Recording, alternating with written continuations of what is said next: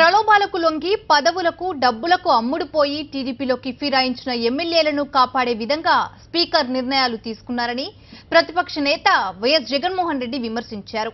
CM Chandrababu స్పీకర్ను అడ్డం పెట్టుకుని ఇష్టానుసారంగా సభను నడిపించారని ఆగ్రహం వ్యక్తం చేశారు. అసెంబ్లీ బడ్జెట్ సమావేశాలు జరిగిన తీరుపై వైఎస్ జగన్ గురువారం వైఎస్ఆర్సీపీ ప్రధాన కార్యాలయంలో విలేకరులతో మాట్లాడారు. హైకోర్టు ఇచ్చిన తీర్పును గాని ప్రజా తీర్పును గాని పట్టించుకోని పరిస్థితులు శాసనసభలో నెలకొన్నాయన్నారు వైఎస్ జగన్.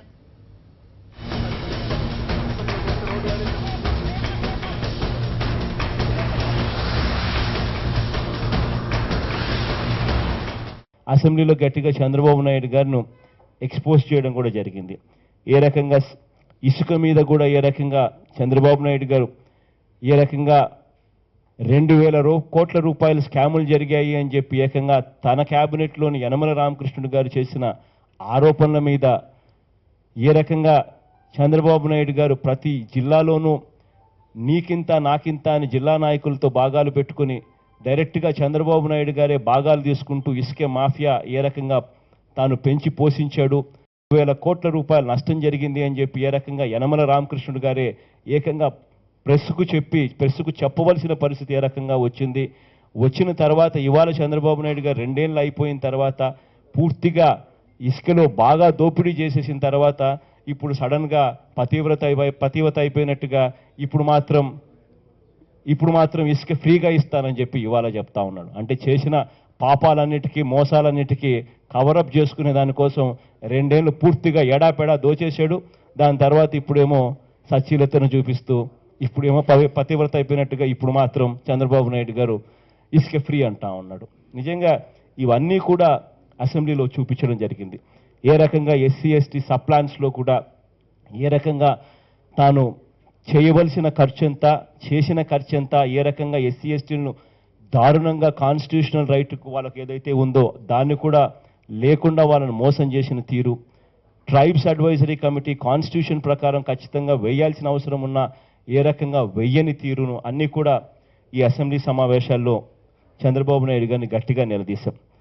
ఇవాళ ఈ అసెంబ్లీ సమావేశాల్లోనే ఏదైతే మేము ఇంతకు ముందు నుంచి మాట్లాడుతూ వస్తూ ఉన్నామో అదే ఖాగ్ నివేదికల్లో కూడా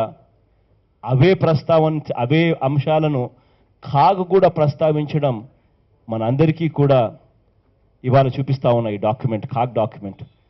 మేము ఏదైతే చెప్పుకొస్తూ ఉన్నామో చంద్రబాబు నాయుడు గారు అవే నిజంగా చేశాడు అని చెప్పి ధృవీకరించే పత్రాలు. నేను ఖాగ్కి సంబంధించి ఈ 2 లైన్లు చదువుతాను. ఖాగు state government could during the year 2014-15 physical consolidation అనే పారాగ్రాఫ్ చదువుతాను. ఆ తర్వాత ఆ 2 లైన్లు కూడా దాంట్లోకి వస్తాయి. State government could not achieve the physical reform targets during the year. The state registered a revenue deficit of 24,194 crores during 2014-15 after 8 consecutive years of revenue surplus. The fiscal deficit 31,717 crores at 6.10% was double the ceiling of 3% prescribed in the FRBM Act. అంటే 3% దాటి borrow చేసి 3% దాటి borrow చేసే అధికారం లేకపోయినా జిఎస్డిపిలో 3% దాటి borrow చేసే అధికారం లేకపోయినప్పటికీ ఎఫ్ఆర్బిఎం లిమిటేషన్స్ జిఎస్డిపి ఏదైతే ఉంటుందో గ్రాస్ స్టేట్ డొమెస్టిక్ ప్రోడక్ట్ ఏదైతే ఉంటుందో దాంట్లో 3% మాత్రమే బారోయింగ్స్ చేయాలి, అంతకన్నా ఎక్కువ బారోయింగ్స్ చేయకూడదు అని చెప్పి ఎఫ్ఆర్బిఎం యాక్ట్ చెప్తే 6.10% తాను బారో చేసినట్టుగా ఏకంగా 2014-15లో తాను తీసుకున్నట్టుగా ఖాగ్ నివేదిక చూపిస్తూ ఉంది. దాంట్లోనే టోటల్ లయబిలిటీస్ మొత్తం రాష్ట్రంలోని లయబిలిటీస్ అన్నీ 32.03% ఆఫ్ జిఎస్డిపి, అది కూడా ceiling against the ceiling of 27.60%. అంటే 27.60% అనేది సీలింగ్ అయితే ఎఫ్ఆర్బిఎం యాక్ట్ ప్రకారం రాష్ట్రానికి 2014-15లో 27.6% ఇస్ ద సీలింగ్ అని చెప్పి ఎఫ్ఆర్బిఎం యాక్ట్లో ఉంటే ఆ సీలింగ్ దాటిపోయి 32.03%కు 32.03%, total liabilities stood at 32.03% of GSDP. చేసినట్టుగా క్లియర్గా కాగ్ తప్పులు పడతా ఉన్న పరిస్థితిని మేము ఏదైతే చెప్తా వచ్చామో అది జరిగింది అని చెప్పడానికి కాగ్ నివేదికలే నిదర్శనం. అదే రకంగా అదే కాగ్ నుంచే ఎస్సీ ఎస్టీ సప్లాన్స్ కూడా మొట్టమొదటిగా ముందు చెప్తా ఉన్నాం. చంద్రబాబు నాయుడు గారు ఎస్సీ ఎస్టీ సప్లాన్స్ను కూడా చంద్రబాబు నాయుడు గారు పాటించడం లేదు. కాన్స్టిట్యూషనల్ రైట్ అది ఎస్సీలకు ఎస్టీలకు రైట్, కాన్స్టిట్యూషనల్ రైట్ అయితే దాంట్లో కూడా తప్పులు చేస్తూ ఉన్నారు. ఆ అమౌంట్ కూడా ఇవ్వలేదని కాగ్ రిపోర్ట్ ఇది, పేజ్ నెంబర్ 42. దీంట్లో ఇక్కడ టోటల్ బడ్జెట్ వాళ్ళు 2014-15కు సంబంధించి 26,673 కోట్లు అయితే దీంట్లో టోటల్ బడ్జెట్లో ఎస్సీ ఎస్టీ సప్లాన్కు ఖర్చు చేయాల్సింది 4,779 కోట్ల రూపాయలు అయితే ఖర్చు చేసింది కేవలం 1,504 కోట్లు, అంటే 31% మాత్రమే ఎస్సీలకు ఖర్చు చేసినట్టుగా చెప్తా ఉన్న కాగ్ రిపోర్ట్ 2014-15. అదే రకంగా ఎస్టీ సప్లాన్కి వచ్చేసరికి బడ్జెట్లో వీళ్ళు ఇదే 26,673 కోట్లలో వాళ్ళ జనాభా ప్రకారం బడ్జెట్లో వాళ్ళు 1,886 కోట్ల రూపాయలు ఖర్చు చేయవలసి ఉంటే వాళ్ళు ఖర్చు చేసింది 1,126 కోట్లు మాత్రమే, అంటే 60% మాత్రమే ఖర్చు చేశారు, అంటే 40% ఖర్చు చేయలేదని. ఏకంగా ఎస్సీలలో అయితే ఏకంగా 69% ఖర్చు చేయలేదని, ఎస్టీలలో అయితే 40% ఖర్చు చేయలేదని చెప్పి కాగ్ రిపోర్ట్లు చెప్తా ఉన్నాయి. ఈ చంద్రబాబు నాయుడు గారు అంబేద్కర్ గారు విగ్రహం పెడతా ఉన్నాడు అని అంటే నిజంగా సిగ్గుతో తలంచుకోవాలి చంద్రబాబు నాయుడు గారు. ఈ రకంగా ఎస్సీలను జీవితాలతో చెలగాటమాడుతా ఉన్న వ్యక్తి అంబేద్కర్ విగ్రహాన్ని పెట్టే నైతిక హక్కు కూడా చంద్రబాబు నాయుడు గారికి లేదని చెప్పడానికి ఇంతకన్నా వేరే నిదర్శనం లేదు. ఇది కాగ్ తప్పు పడుతూ ఇచ్చిన రిపోర్ట్. రాష్ట్రం విడిపోయేటప్పుడు టోటల్ అప్పులు 1,66,522 కోట్ల రూపాయలు ఉంటే దాంట్లో తెలంగాణకు 69,479 కోట్లు, మన రాష్ట్రానికి 97,123 కోట్లు. మన రాష్ట్రానికి అప్పులు వస్తే రాష్ట్రం విడిపోయే నాటికి ఈ మాదిరిగా అప్పులుంటే అదే అప్పులు చంద్రబాబు నాయుడు గారు 2016-17కు వచ్చేసరికి ఇది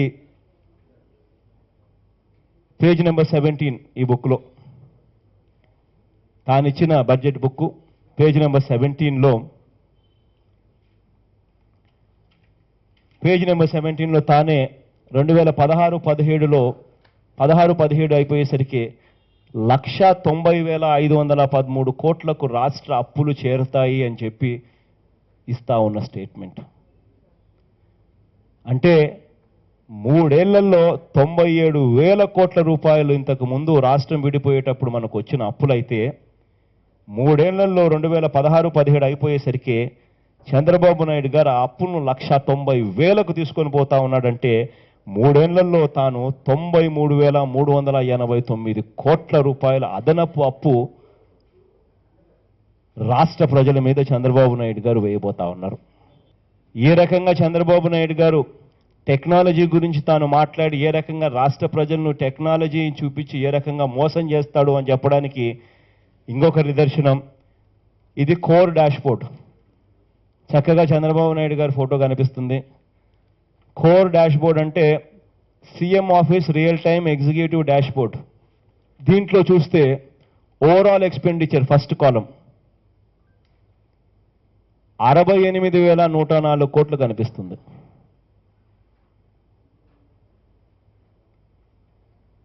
ఇదే కోర్ డాష్బోర్డ్ చంద్రబాబు నాయుడు గారిని మేము ఎప్పుడైతే ఇది చూపించి తిట్టామో ఇదే కోర్ డాష్బోర్డు 31/3/2016 తీస్తే టోటల్ ఎక్స్పెండిచర్ 1,03,046 కోట్లు, 32,000 కోట్ల రూపాయలు ఆయన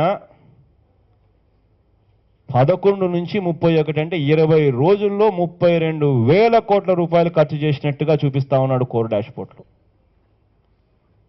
ఏమన్నా టెక్నాలజీయా, కోర్డా, ఇంకొకట ఏమి జరుగుతూ ఉంది అసలు రాష్ట్రంలో? ఇంతటి దారుణంగా చంద్రబాబు నాయుడు గారు ఏకంగా ఫడ్జింగ్ చేస్తూ ఉంటే, బడ్జెట్లు చూపిస్తూ ఉంటే నిజంగా అసలు ఏం జరుగుతూ ఉంది అన్నది ఎవరికైనా అర్థమవుతా ఉందా? ఇదే దాంట్లోనే ఈ పేపర్ చూసినా పబ్లిక్ డిపాజిట్స్ కూడా కనిపిస్తాయి. 22,619 కోట్లు కనిపిస్తాయి మైనస్ కింద. అంటే దాని అర్థం 2014-15లో చంద్రబాబు నాయుడు గారికి ఎఫ్ఆర్బిఎం లిమిటేషన్స్ 3% ఉంటే 3% మించి ఇంకా లోన్లు రావు అని తెలిసి చంద్రబాబు నాయుడు గారు ఏం చేశారు? ఎంప్లాయీస్కి సంబంధించిన ప్రావిడెంట్ ఫండ్ డబ్బులు, పబ్లిక్ డిపాజిట్స్ అంటారు ఇటువంటివన్నీ కలిపితే, ఇటువంటి డబ్బులను 22,000 కోట్లు వాళ్ళ అత్తగారు సొత్తు అన్నట్టుగా దాంట్లో నుంచి డబ్బులు తీసుకొని ఆ డబ్బులు డైవర్ట్ చేసి వాళ్ళ అత్తగారు సొత్తు అన్నట్టుగా తీసుకొని డబ్బు డైవర్ట్ చేశాడు. ఆ డబ్బును రీపే చేసినట్టుగా 2015-16లో రీపే చేసినట్టుగా చూపించాడు. అసలు 2014-15లో ఆ డబ్బులు తీసుకోవడమే క్రైమ్, నేరం. దాన్ని 2015-16లో రీపే చేసినట్టుగా చూపిస్తా ఉన్నాడు పబ్లిక్ డిపాజిట్స్. ఎన్నికలప్పుడు ఏదైతే చంద్రబాబు నాయుడు గారు మాటలు చెప్పారో ఒక్క హామీ నెరవేర్చలేదు. రైతుల రుణాలన్నీ బేషరతుగా పూర్తిగా మాఫీ చేస్తానన్న వ్యక్తి తాను చేసిన మాఫీ పథకం రైతులకు వడ్డీలో మూడో భాగం కూడా సరిపోని విధంగా మోసం చేశాడు.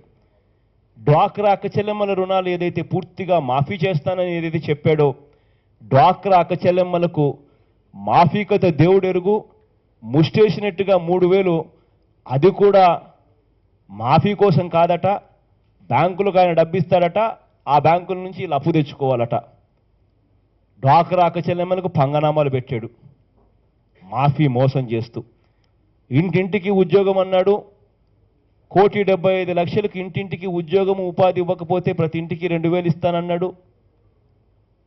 పిల్లలను చూడుకోకుండా కూడా వాళ్ళని కూడా మోసం చేశాడు. కులాల పరంగా ప్రతి ఒక్కరిని మోసం చేశాడు. దేశం కేంద్రం నుంచి తేవాల్సిన స్పెషల్ స్టేటస్ తెచ్చాడు అని అంటే అది తేలేదు. నిస్సిగ్గుగా రాజీ పడతాడు, కేంద్రంలో తన మంత్రులను కొనసాగిస్తాడు. నిలదీసే కార్యక్రమం ఎక్కడ జరగదు. మోసం చేస్తా ఉన్న చంద్రబాబు నాయుడు గారిని నిలదీసే వాయిస్ ప్రతిపక్షం ప్రజల తరపున నిలబడి ఆ ప్రజల గొంతును నొక్కేయడాని కోసం చంద్రబాబు నాయుడు గారు తన అవినీతి సొమ్మును ఉపయోగించి ఎమ్మెల్యేలను కొనుగోలు చేసే కార్యక్రమాలు, ప్రలోభాలు పెట్టే కార్యక్రమాలు చేశారు. మళ్ళీ మీ ద్వారా చంద్రబాబు నాయుడు గారికి మళ్ళీ ఒకసారి సిగ్గొచ్చే విధంగా మళ్ళీ ఒకసారి చెప్తా ఉన్నా, అప్పటికైనా కాస్త కూస్తో ఆయనలో సిగ్గొస్తుందనే ఉద్దేశంతో రాజకీయాలలో మళ్ళీ విలువలు తీసుకొచ్చే కార్యక్రమం జరుగుతుందన్న భావనతో, రాజకీయాలలో ఉన్నప్పుడు 2 గుణాలు ఉండాలి. ఒకటి క్యారెక్టర్, 2 క్రెడిబిలిటీ. క్యారెక్టర్ అంటే వ్యక్తిత్వం, క్రెడిబిలిటీ అంటే విశ్వసనీయత. చంద్రబాబు నాయుడు గారికి ఈ 2 విషయాలు ఎందుకు చెప్తా ఉన్నాను అని అంటే, ఈ వ్యక్తిత్వము, విశ్వసనీయత ఈ 2 లేకపోతే సొంత భార్య కూడా తన మాటలు నమ్మే పరిస్థితి ఉండదు ఎవరికైనా కూడా. ఇది ఇవాళ చంద్రబాబు నాయుడు గారి క్యారెక్టర్ ఏమిటి అని అంటే, చంద్రబాబు నాయుడు గారి వ్యక్తిత్వం ఏమిటి అని అంటే, అధికారం కోసం, కుర్చీ కోసం ఏ గడ్డైనా తింటాడు. సొంత మామ ఎన్టీ రామారావునైనా వెన్నుపోటు పొడవడానికి వెనకాడని మనస్తత్వం, క్యారెక్టర్ చంద్రబాబు నాయుడు గారిది. చంద్రబాబు నాయుడు గారి విశ్వసనీయత గురించి చెప్పాలంటే, ఎన్నికలప్పుడు అధికారం కోసం, కుర్చీ కోసం ప్రజలను అబద్ధాలు చెప్తాడు ప్రజలకు, ఆ తర్వాత ప్రజలను మోసం చేయడం చంద్రబాబు నాయుడు గారి విశ్వసనీయత. ఈ 2 చంద్రబాబు నాయుడు గారికి లేవు. ఇవాళ పరిస్థితి ఎలా ఉందనంటే, ప్రజలను మోసం చేశాడు, అబద్ధాలు చెప్పి మోసం చేశాడు.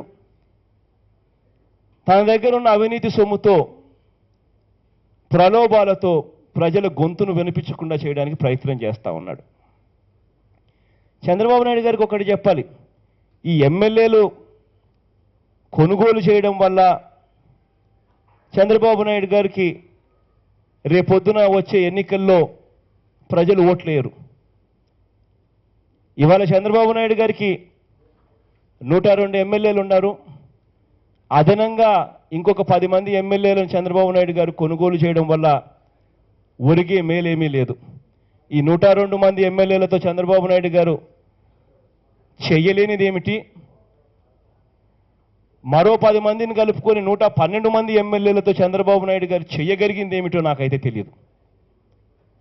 చంద్రబాబు నాయుడు గారికి అర్థం కావాల్సింది ఏమిటంటే, ప్రజలు రేపొద్దున ఎన్నికల్లో ఎప్పుడు జరిగినా కూడా ఎన్నికలలో ప్రజలు ఓట్లేసేది ఏమి చూసి ఓటేస్తారు అనంటే, చంద్రబాబు నాయుడు గారు చేసిన హామీలను చంద్రబాబు నాయుడు గారు నెరవేర్చారా లేదా అన్న అంశం మీద ప్రజలు ఓట్లేస్తారు. చంద్రబాబు నాయుడు గారి గవర్నమెంట్ బాగా పని చేసిందా లేదా అన్న అంశం మీద ప్రజలు రేపొద్దున ఓట్లేస్తారు. చంద్రబాబు నాయుడు గారు ఎన్ని స్కీములు పెట్టారు, చంద్రబాబు నాయుడు గారు ఎన్ని స్కాములు చేశారు అన్న అంశం మీద ప్రజలు రేపొద్దున ఎన్నికల్లో ఓట్లేస్తారు. చంద్రబాబు నాయుడు గారు కేంద్రం చెప్పిన హామీలను ఇద్దరు కలిసి పోటీ చేసి అక్కడ మంత్రి పదవులు కూడా కలిసికట్టుగా పంచుకుంటా ఉన్న పరిస్థితుల్లో కేంద్ర ప్రభుత్వం చంద్రబాబు నాయుడు గారు కేంద్ర ప్రభుత్వం నుంచి కేంద్రం ఇచ్చిన హామీలను ఏ మేరకు తెచ్చాడు అన్న అంశాల మీద ప్రజలు రేపొద్దున ఓట్లేస్తారు. రేపొద్దున ప్రజలు ఓట్లేసేది బీసీలకు ప్రతి ఏటా 10,000 కోట్ల రూపాయలు ఖర్చు పెడతానన్నాడు, 50,000 కోట్ల రూపాయలు తాను ఇచ్చాడా లేదా అన్న అంశం మీద బీసీలు ఓట్లేస్తారు.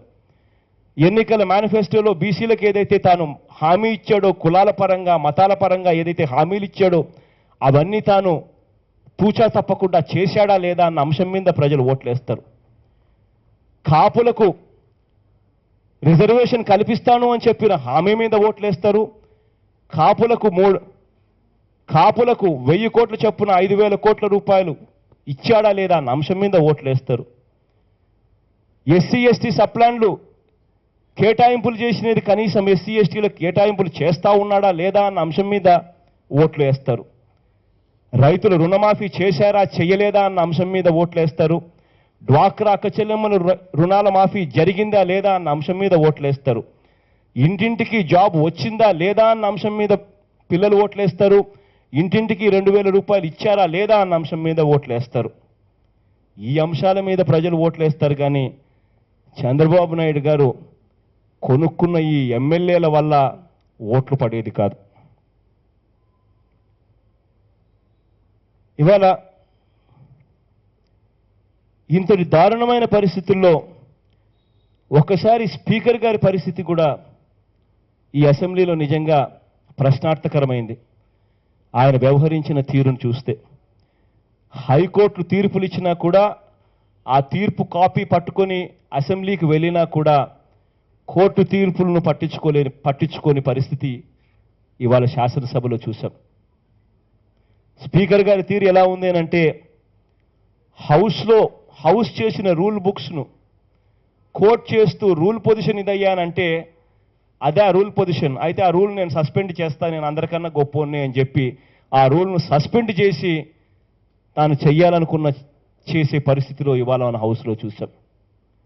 ఇవాళ హౌస్లో కాన్స్టిట్యూషన్ ప్రకారం చట్టసభలు కల్పిస్తా ఉన్న హక్కు విప్పు జారీ చేయడం,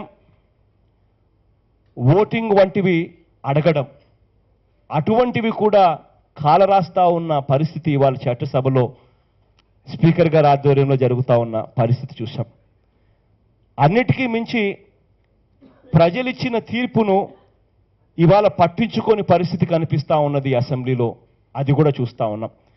ప్రజలు ఎమ్మెల్యేలను వేరే పార్టీ బీఫాముల మీద గెలిపిస్తే ఆ ఎమ్మెల్యేలను నిస్సిగ్గుగా ప్రలోభాలు పెట్టి డబ్బులు పెట్టి కొనుగోలు చేస్తే ఆ ఎమ్మెల్యేలను డిస్క్వాలిఫై చేయకుండా ప్రజలిచ్చిన తీర్పును కూడా అవహేళన చేస్తున్న పరిస్థితి కూడా ఇవాళ మన చట్టసభల్లో మనం చూసాం. ఇవాళ ఒక్కసారి అసెంబ్లీలో స్పీకర్ గారి పరిస్థితి, స్పీకర్ గారి పనితీరును ఒక్కసారి చూస్తే ఏదైనా స్పీకరు ఆశ్చర్యం ఏంటంటే స్పీకర్ మీద అవిశ్వాసం పెడితే తన మీద అవిశ్వాస తీర్మానం ఇస్తే అది రూల్స్ ప్రకారం 15 రోజుల తర్వాత అవిశ్వాస తీర్మానాన్ని తీసుకోవాలి. ఎందుకనంటే విప్పు జారీ చేసి 50 మంది బలపరిచి విప్పు జారీ చేసి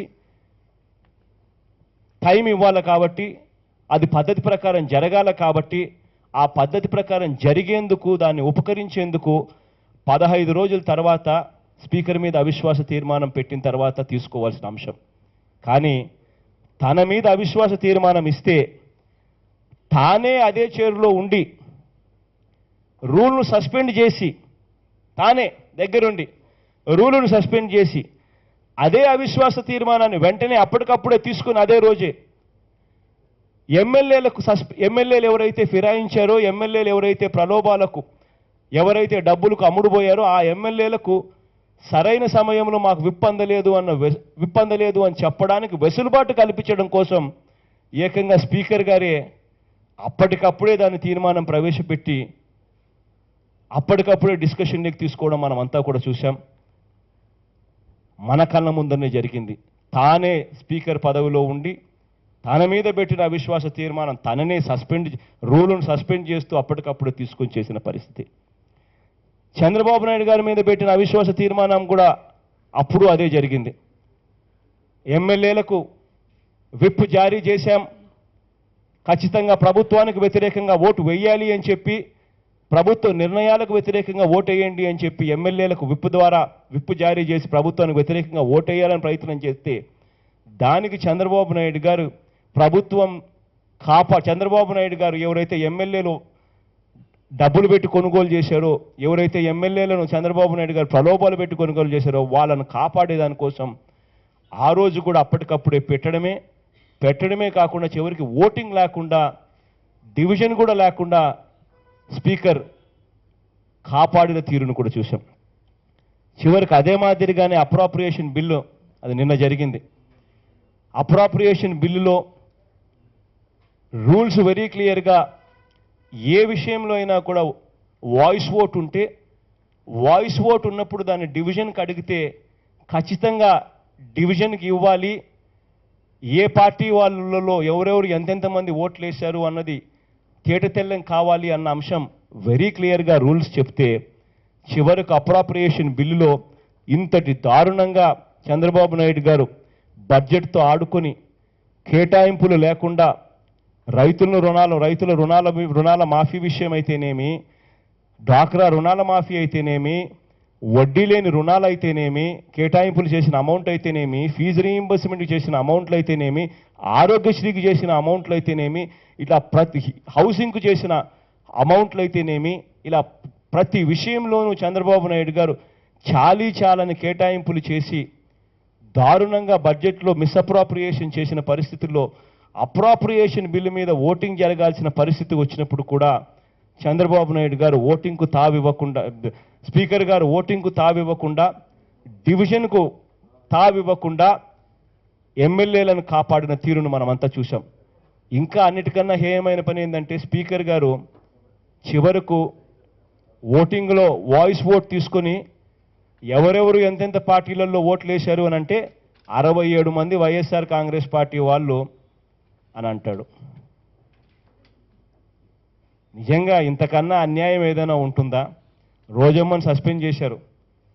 10 మంది ఎమ్మెల్యేలు తెలుగుదేశం కండువా కప్పుకొని ఆ పక్క పోయారు.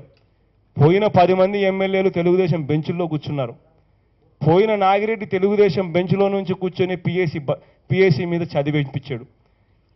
కలమటి వెంకటరమణ తెలుగుదేశం బెంచ్లో నుంచి కూర్చొని మాట్లాడడం, స్పీకర్ గారే మాట్లాడడం పర్మిషన్ ఇచ్చాడు. 10 మంది తెలుగుదేశం సభ్యులు, 10 మంది వైఎస్ఆర్ కాంగ్రెస్ పార్టీ సభ్యులు తెలుగుదేశం బెంచుల్లో కూర్చొని స్పీకర్ ముందర కనిపిస్తూ ఉంటే వైఎస్ఆర్ కాంగ్రెస్ పార్టీకి మద్దతుగా 67 మంది అంటాడు. నిజంగా ఇంతకన్నా అన్యాయం ఏమైనా ఉంటుందా? కేవలం ఆ ఎమ్మెల్యేలను ఎవరైతే ఫిరాయించారో, డబ్బుల కోసం ఎవరైతే అమ్ముడుపోయారో, ఎవరైతే ప్రలోభాల కోసం ఎవరైతే అమ్ముడుపోయారో ఆ ఎమ్మెల్యేలను కాపాడేదానికోసం ఏకంగా చట్టసభ స్పీకర్గా ఉన్న వ్యక్తి ఈ మాదిరిగా తెలుగుదేశం పార్టీ చంద్రబాబు నాయుడు గారి ఎమ్మెల్యేగా మారిపోయి చంద్రబాబు నాయుడు గారు స్పీకర్ గారు చేయడం ధర్మమే అని అడుగుతా ఉన్నా. ఇక నేను చంద్రబాబు నాయుడు గారిని తెలుగుదేశం పార్టీకి సంబంధించిన తెలుగుదేశం పార్టీని ఒకటి అడుగుతా ఉన్నా. వేరే పార్టీ బీఫాముల మీద గెలిచిన వాళ్ళను మీరు తీసుకున్నారు, ప్రలోభాలు పెట్టి డబ్బులను చూపించి చూపించి వాళ్ళ చేత నువ్వు రాజీనామా చేయించే ధైర్యం మీ దగ్గర లేదు. వాళ్ళను డిస్క్వాలిఫై చేసే ధైర్యము లేదు.